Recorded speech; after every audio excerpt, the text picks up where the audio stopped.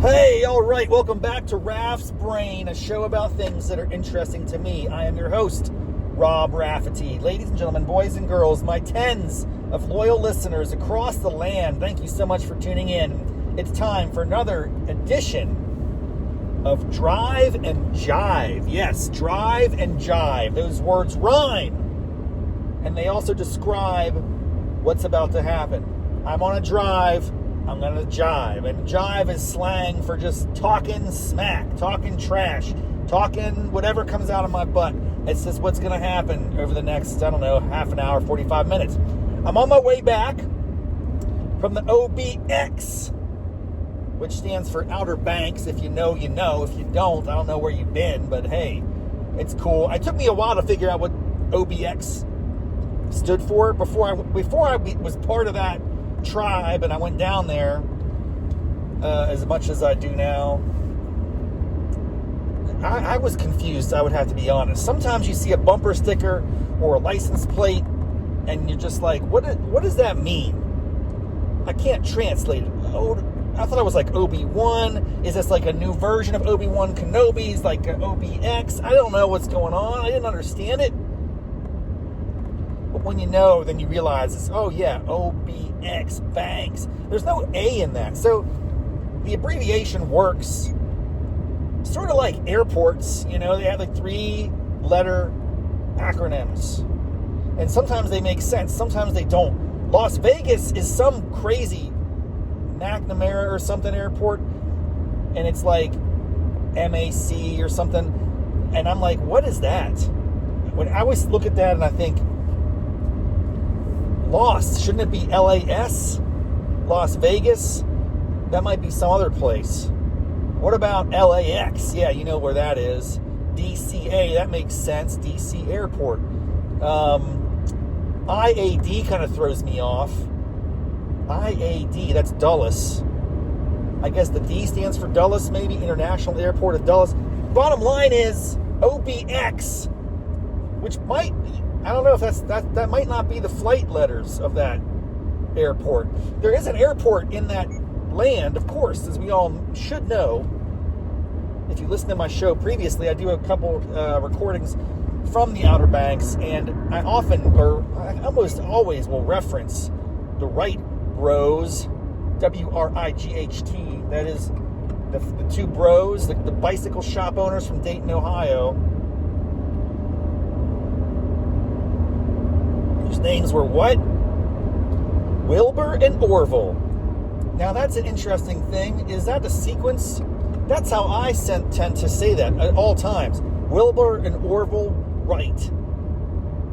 Or do you say Orville and Wilbur Wright? I think it's always Wilbur first, but I could be 100% honest with you right now. I don't know which one was the older one. I think it's Wilbur and Orville Wright. And Wilbur was the firstborn, and Orville was the secondborn. Does that sound right? Does that sound correct? Birth order does affect your personality, allegedly. I don't know. I have to do some research on this, and I understand what it means to be Wilbur versus Orville. I think they had a sister, too, by the way. She was cool. She was an important part of the equation. She's not referenced a lot. I don't remember her name. But I know I'm pretty sure she exists. I think that's true. Hope I'm not fibbing here. I think she was supportive of their efforts. But yeah, if you don't know that that's where the flight occurred in the Outer Banks, Kitty Hawk, baby. They did some research to find just the right place where there was the wind gusts and stuff.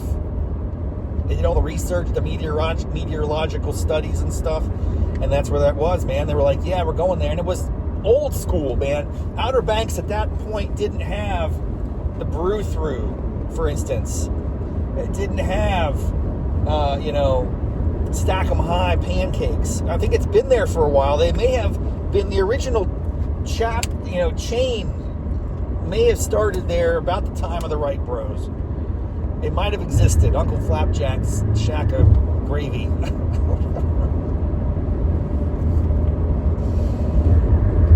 Probably did exist when they were down there, but it was a pretty desolate era.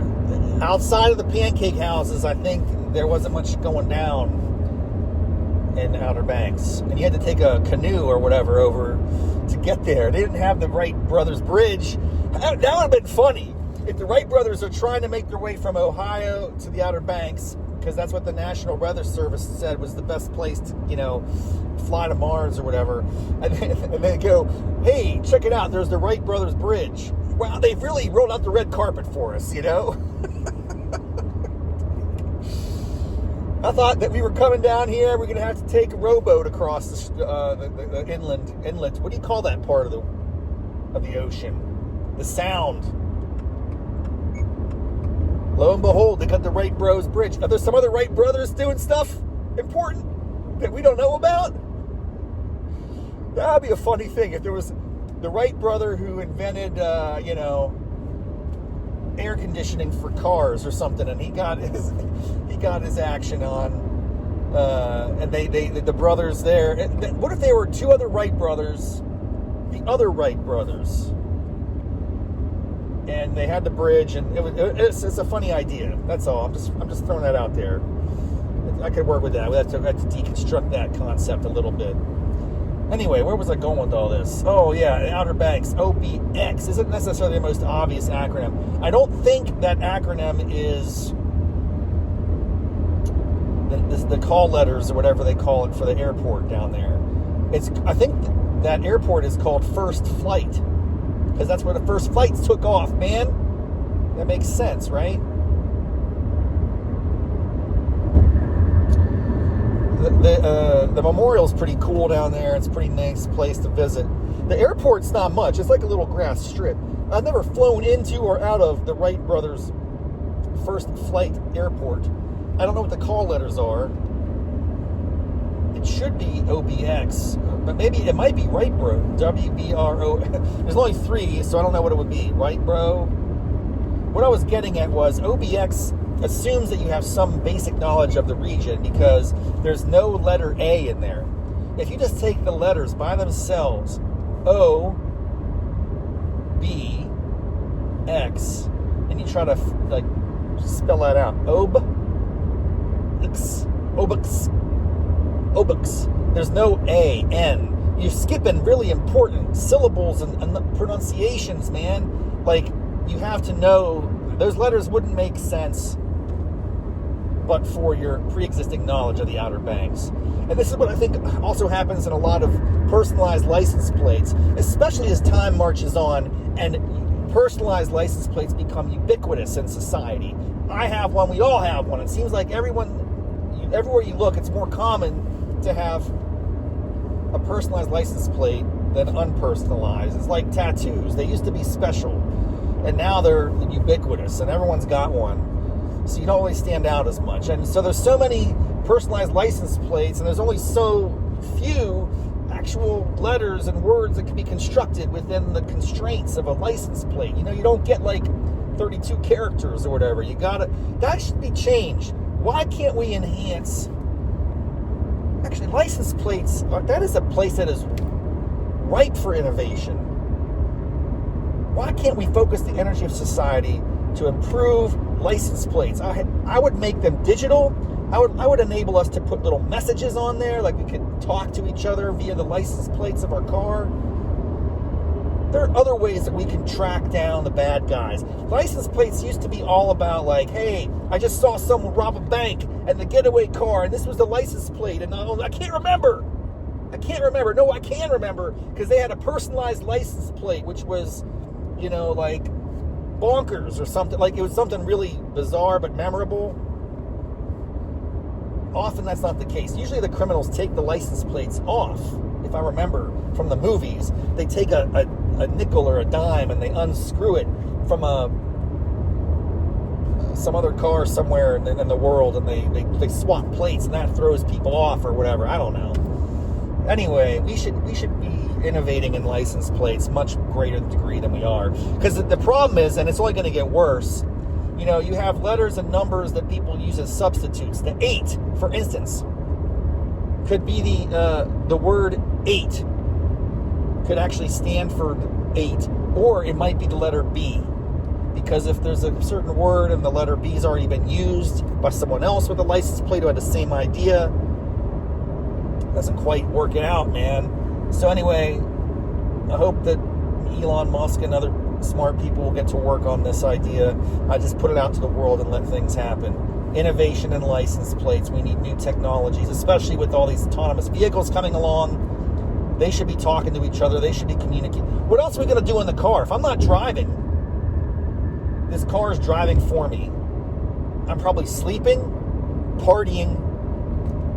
There might be some other activities. I don't know. You gotta be careful, man, with those autonomous cars. If you're not paying attention, I might be having Thanksgiving leftover. I don't know. I could just be having 3-course meals, all I'm saying. It might be an extraordinary dining experience. That's going to be something that happens. Autonomous vehicles with, I don't know, Taco Bell sponsored chalupas getting kicked out every 5 minutes, stuff in your face, and then the next thing you know, you get home and you're just like, I'm satiated. And then, do you even need to stop?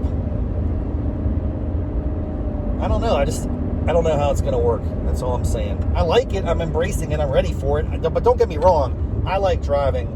I'm not just going to give it up. I like to drive. I'll probably drive till the day I die, if it's still legal. I could imagine a world, I think I've said this before, I'm not trying to be redundant, but I just, I don't assume that anybody who listens to my podcast has ever listened to all the other episodes. And but I think I've mentioned this, and it's not an original idea. It's not a Raff's Brain original. It's something I picked up or heard somewhere else, and it was a very interesting thought experiment. And it was for a kid that's born today. And I know there are some youngins out there. I have I guess what we call her, a grand niece. Is that what you call them at this age? Uh-oh, where am I going? Stay strong, stay strong. Just checking I better turn on I have the Waze kicking here. I want to make sure I don't miss my exit. I do have a pretty good recollection of where I'm going.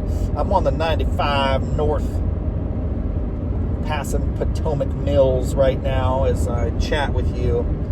And man, I don't want to jinx it, but the traffic's been pretty light today. It's a Sunday morning. It's about 9:30. I got up early.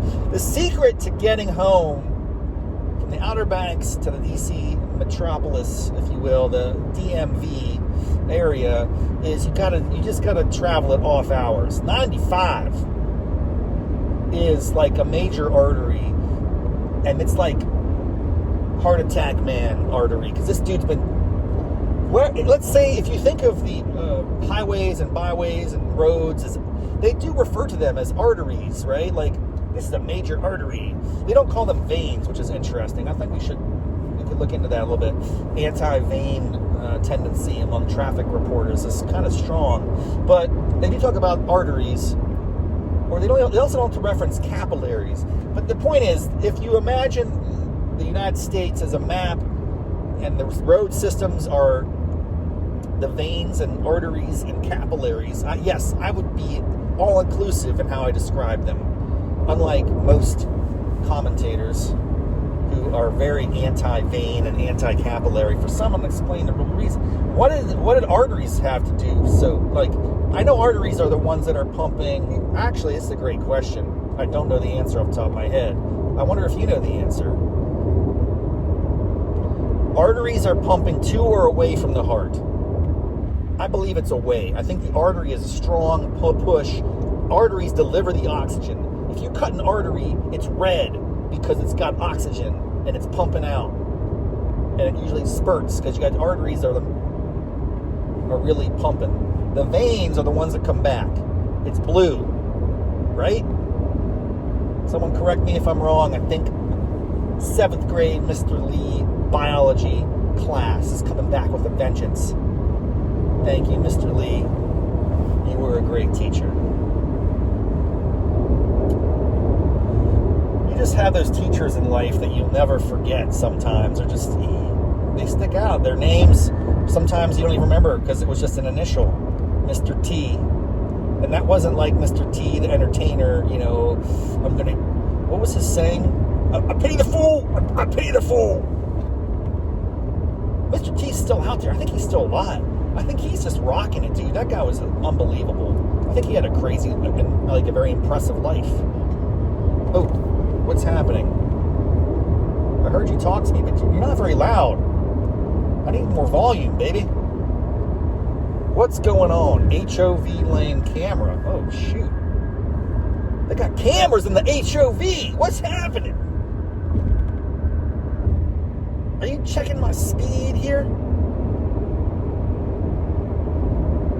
I don't know. Yeah, that's the other interesting thing. As autonomous vehicles come into greater prominence, are they going to put governors on the cars so they don't go as fast? Or are they going to elevate the speeds and let them go way faster? Because they, presumably, if they're talking to each other and they're really hyper smart, they'll be less likely to hit each other. Actually, if you think about it, we could be much more efficient. Cars could be really close to each other if they were all connected and like mentally speaking with each other, as AI does, right? Like, think about that. Like, if my car is able to talk to 3 or 4 cars ahead of it, it can anticipate problems and see what's happening. Oh, look out, there's a pothole, there's a deer, there's a possum, there's a hitchhiker. Will people be hitchhiking? First of all, hitchhiking seems like it's really just done. I have not seen a hitchhiker since I'm trying to remember. I mean, it's been ages. I'm talking decades. And I drive a lot, man. And I drive places where you think you might see a hitchhiker.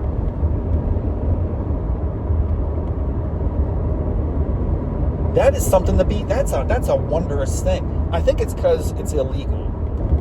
Now, why did that happen? I'd like to do a little history of the hitchhiker. First of all, the idea of hitchhiking doesn't upset me. Well, this guy's driving like a maniac. Watch it. Golly. You gotta be on your toes, man, at all times. At all times, when you're driving in America, and certainly as you approach the DMV. Don't even get me started if we're crossing the border up into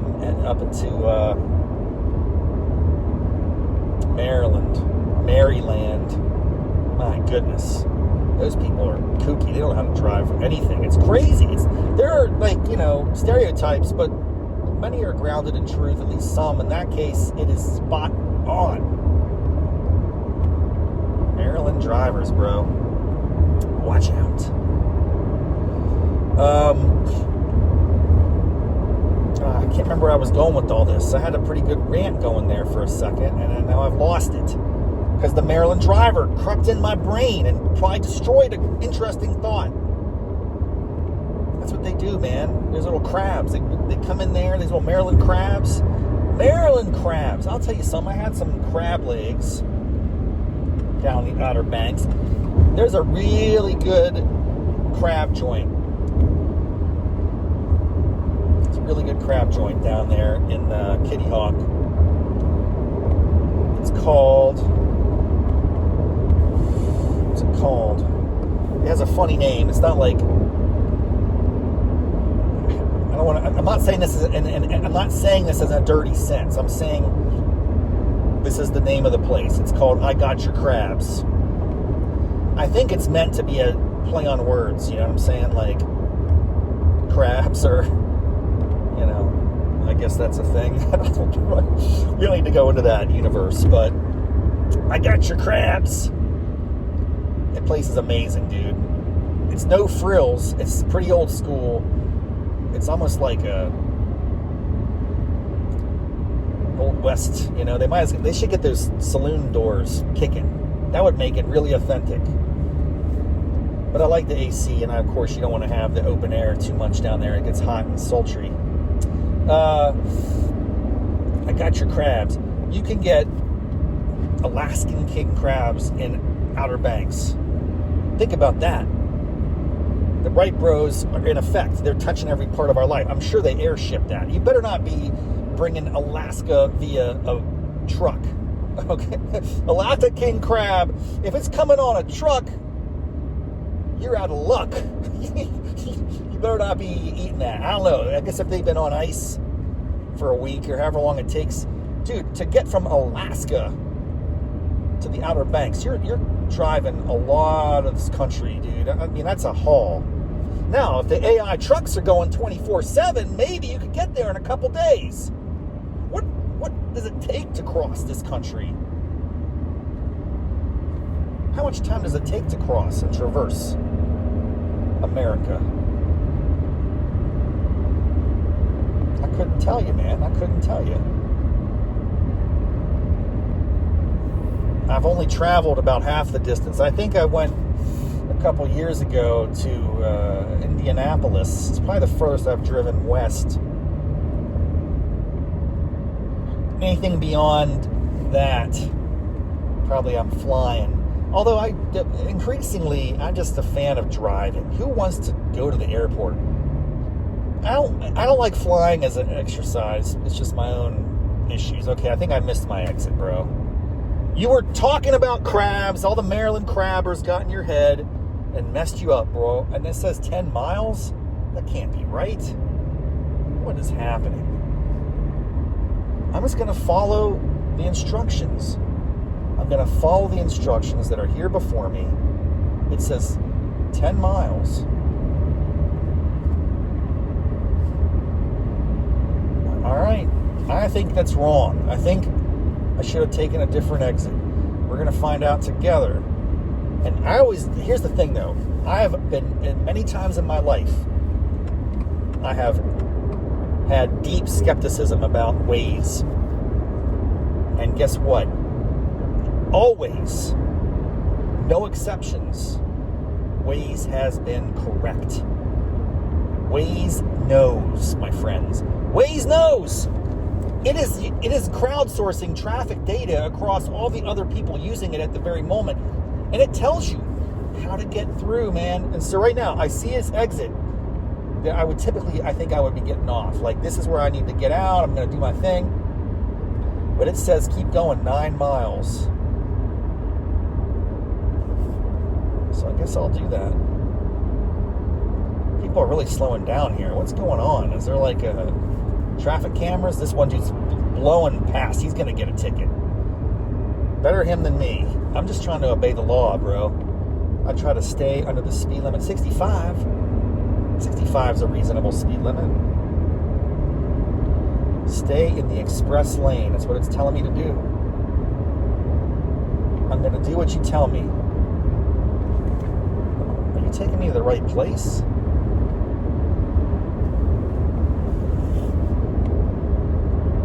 Well, I think it is. Somehow I got on the 395 North. How'd that happen? How about that? Is this called the Mixing Bowl? I don't know if this is the Mixing Bowl or not, but dude, it looks crazy. There are like 13 different multi-level roads, interstate serpentine highways. I don't even know where we are right now. It's not what I'm used to, but somehow I feel like I'm on the right path again. Remarkable. Wondrous. I've got a lot on tap, man. This is going to be a big couple of months coming up. And I want all the Raff's Brain listeners, the brainiacs, my tens of loyal fans, friends, family members who tune in on occasion. I would like you to know something. I'm turning 50 years old on October 23rd. It's a Thursday. And that's nice because that means I can rally some people. We're going to have a little party. I'm throwing myself a little soiree, Raff's Brain style. And I'm using it as an excuse to do a little comedy one-man show performance. Maybe we'll call it Raff's Brain Live. I don't know. It's not really going to be connected to the podcast content. It's not like I'm going to be doing hot yoga problems live. It's not like I'm going to be doing a Drive and Jive episode live, just improv, freestyle, what's on my brain. I want to actually tell stories. I want to structure, I don't know if it's 30 to 45 minutes of, say, 5 to 7 minute little stories about my life that are interesting, maybe, that I want to share with the world, share with you, share with an audience. In this case, friends, family, loved ones who gather to celebrate my 50th birthday. Okay, 5.9 miles. I'm getting on Memorial Bridge. I've never even heard of that. I don't want to go into the city. What are you doing to me, bro? How am I getting home? This makes no sense to me. I gotta get off. I gotta get off this. I gotta get off. I'm in the HOV and I just got trapped, man. I got trapped. But it's telling me. And there could be other things. Waze knows. I'm telling you, Waze knows. All right. Stick with the plan, dude. Stick with the plan. It says I'm getting home in about 15 minutes. That seems unlikely. It seems like a real, but maybe there's a little shortcut. We're going to find out. But yeah, I'm going to get some friends together. If you're around, if you're listening to this podcast, you're invited. But just let me know. Hit me up. You probably know who I am. If you're listening to this show, you know me. Reach out to me. Hit me up on email. raffety@gmail is my preferred. But you can probably find other places. DM me on any of those platforms. I'll get it. Trust me. It's not like my inbox is overwhelmed with fan mail. Hit me up if you'd like to come. I've probably already invited you. If I think I know who you are and you listen to this show, you most likely are on my invite list to my 50th birthday party, October 23rd. It's going to start around 5:30. It's going to go to like 10, 9:30, 10. It's like it's a weeknight. I'm old. I can't stay out too late. But I'm going to fire it up, dude. So many good things have happened. It's going to take place at a small independent brewery called Settle Down Easy. Settle Down Easy. Yes, if you know, you know. Grateful Dead, Ramble on Rose. That's the name of the song. I don't know necessarily if that's the origin story, but I would suspect that it is. And I respect it. I have a friend who hooked me up. Let me make some introductions. It's only about 10-minute drive from my house. It's in Falls Church, Virginia, and they got some nice selection of brewhas. I'm going to buy the first 50 beers for my people, and I'll have a little nacho action from the Mexican restaurant next door, so we can snack on that too. So that's going to be a fun little evening. I'm probably going to have, I don't know, if I'm lucky, 40, 50, high-end 75 to 100. Dude, I don't want to overwhelm. I don't want to, make this thing too crazy. I have to respect it's a weeknight. People are busy. I'm not so certain how this is going to go. I'm not renting the facility. It's still going to be open to the public. They have their regulars that come in. They said, look, we'll let you have the floor. You can use it. We'll set it up. You get the back room. We'll lay out the Mexicali food for you. It'll be a good time. But I didn't have to shut the place down because Rafferty's in town. Yeah. I'm not that big. I mean, I'm big. I've got some girth. But, okay. 1.6 miles. I'm going to take a left on 27 East. I don't know if I've ever done that before. I don't know if I've ever done this. This is all new to me, my friends. I need to turn up the volume. Pump up the volume. Pump up the volume. Pump up the volume. Damn! That's a great song. Maybe I'll be playing that at my birthday party. Pump up the volume. Pump up the volume. Yeah! In 1 mile, use the left lane to exit left to State Route 27 East Memorial Bridge. I will do as you command. Waze is in charge. I will only do what you tell me to do, and I will not deviate in any respect from your directions, ma'am. So, it says 0.5 miles, 27 East. I'm going to be turning left here just in a moment. Stick with me, folks. There's more news about the birthday party. There's more news to share. Pentagon, great. I'm going to be going to the Pentagon. Hopefully they won't pull me over because I won't look like a suspicious driver here. Exit left to State Route 27 East Memorial Bridge. On it.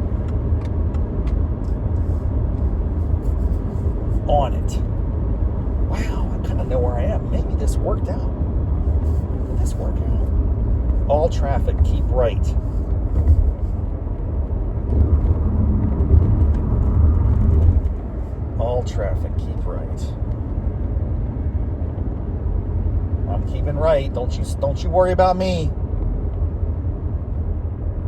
What's going on? You tell me where to go. There's the Pentagon. If you're on YouTube, you could enjoy a little bit of Pentagon action. Although now that I filmed the Pentagon, I'm sure they're going to pull me over. They're probably going to be like, what is this cat doing? In a quarter of a mile, use the right lane to exit to State Route 110 toward Pentagon North parking entrance. Own it. Own it. I'm on it. Thank you so much, Waze. I do believe I know where I am now. But man, I didn't know how I... Exit right to State Route 110 toward Pentagon North parking entrance. Oh, I will. Then stay to the right to State Route 110 North. I'm on it. Thank you so much, Waze. You are fantastic. Stay to the right to State Route 110 North. Then turn right to Virginia 110 North. Oh, I'm on it, baby. It's a great way to travel. Waze knows. That is the lesson from this. If you take only one... If you Turn right to Virginia 110 North. Now, she does get a Then little... continue to State Route 110 North toward Arlington Cemetery. As much as Continue to State Route 110 North toward Arlington Cemetery. As much as I love Waze, and I do love me some Waze, this is not a knock against Waze. At the end of the day, I will always side with Waze, and I always will follow her wherever she tells me to go. Off a cliff, I'm going. Now, merging is a little challenging. In 1,000 feet, use the left 2 lanes to continue straight. But I gotta tell you something. Waze can be a little chatty. Waze can be a little chatty. As you'll see... Continue on I-66 west toward Rosslyn Key Bridge. At a certain point, as you approach intersections and civilization and like really crowded areas, it's like she In just... 3/4 of a mile, exit to I-66 west toward Front Royal Waze. Dulles Airport. Come on, Waze. What? Come on, Waze.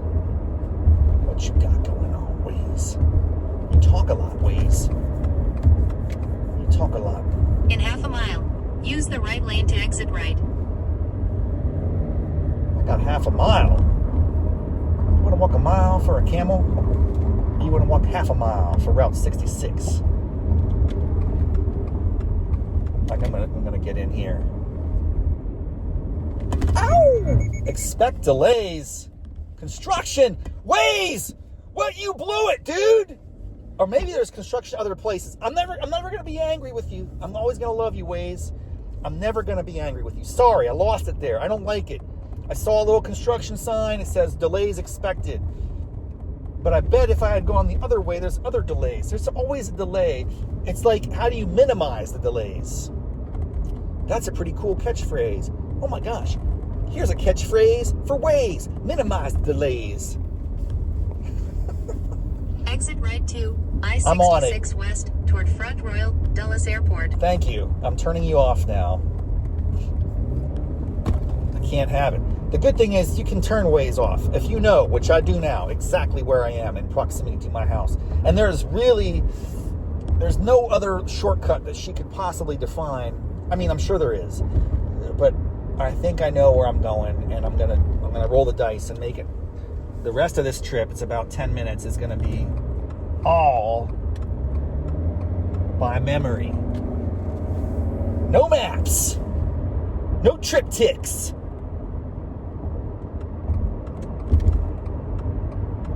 No map quest.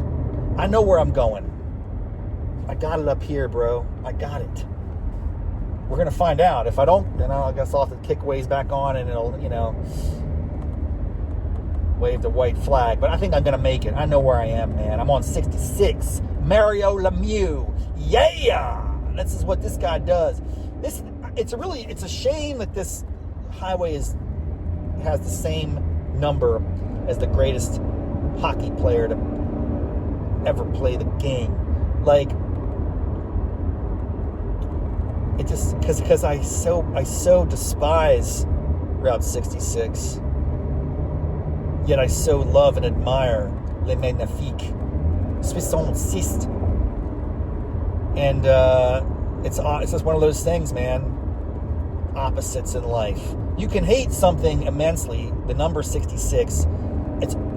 But But actually, I don't hate it or love it. It's the context that drives my emotional state, my pathos.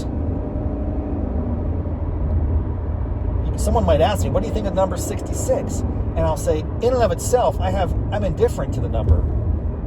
It's just two number sixes, and I don't have a preference for number 6 alone either.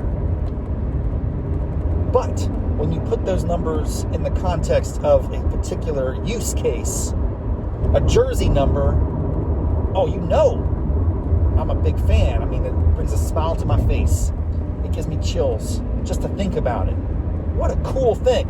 And I think they made him 66 because Wayne Gretzky, who at the time was the greatest player ever, they thought, to lace up the skates, was number 99.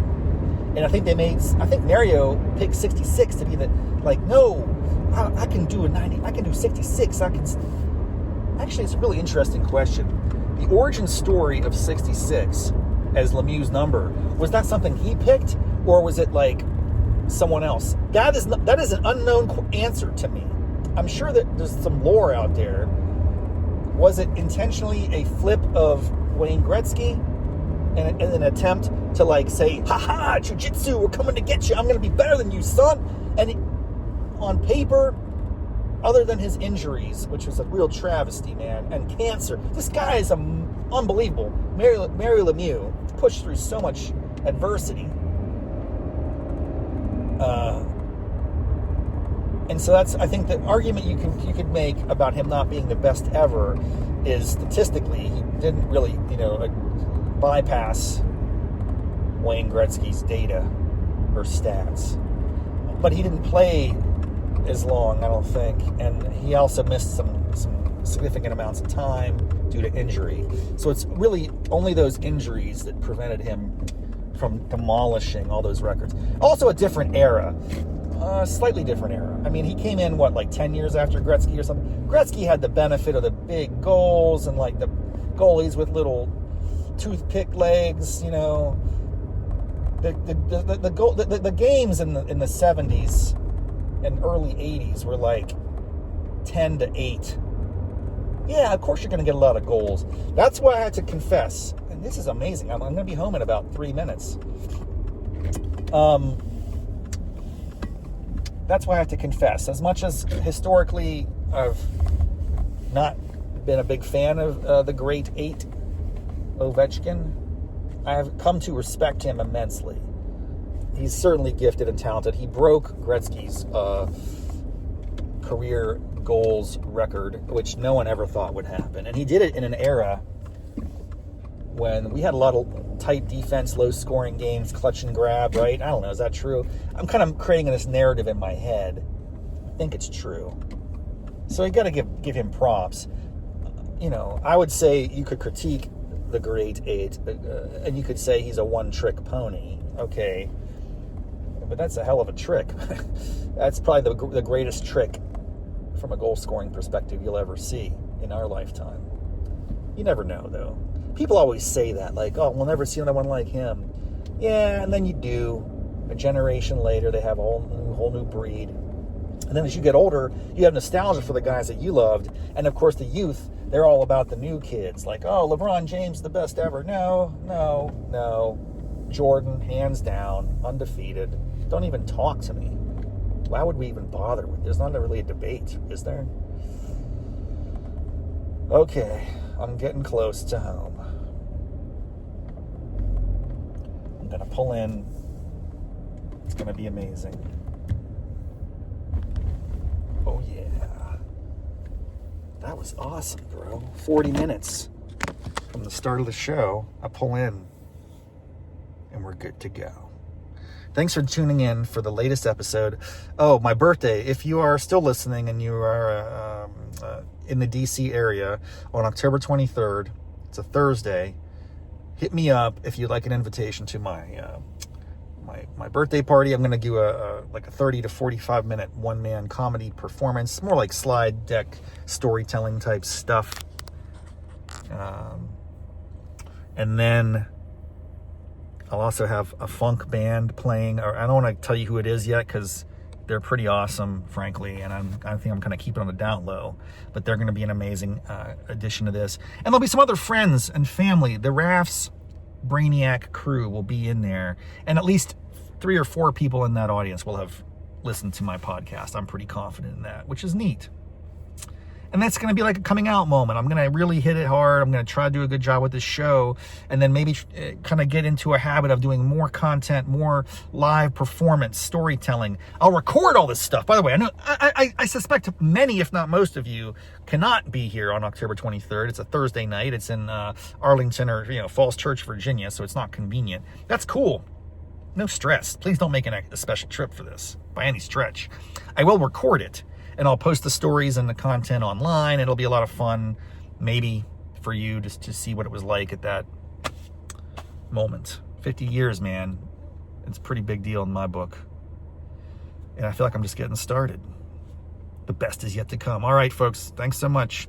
Enjoy the rest of your weekend. Bye-bye.